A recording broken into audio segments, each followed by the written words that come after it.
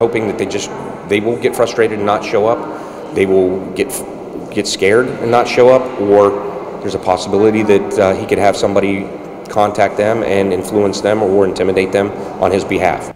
A murder trial delayed again, and the detective thinks that he knows why the suspects want more time. Good afternoon, everyone. I'm Brad Johansson. And I'm Paula Toti. Hailey Hall was beaten to death a year and a half ago. William Arnold's trial is on hold again as he seeks his fourth defense attorney. Local 12's Deborah Dixon reveals another possible motive for that delay. William Arnold seemed to get what he wanted yesterday when he fired his attorneys. It could be months before new ones are appointed and ready for a new murder trial. The detective on the case says Arnold could have a motive for wanting more time. I truly believe that if there's any possibility that he can reach out to these witnesses and intimidate them or influence them into not testifying against him, that is a great possibility. It's Arnold's MO. Court documents back this up. In case after case, mostly for drug crimes, witnesses are subpoenaed to court but don't show up. Then the cases are dismissed. But in this one case, a detective charged Arnold with intimidating a witness. It was Detective Zopfi's case. He also talked to witnesses in other cases who didn't come to court.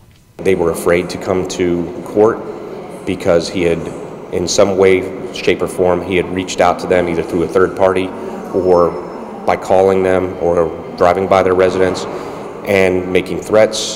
One witness for the prosecution cannot be intimidated. Whenever there is a trial, evidence will include security video from this motel on Central that shows Arnold carrying an unconscious Hailey inside at 3:30 in the morning, then carrying her out 8 hours later, still unconscious. He drops her off at University Hospital, where the 16-year-old died days later from blunt force trauma. Hailey's friends say they will be back in court for the new trial. I know if Hailey was here, she would do it for me.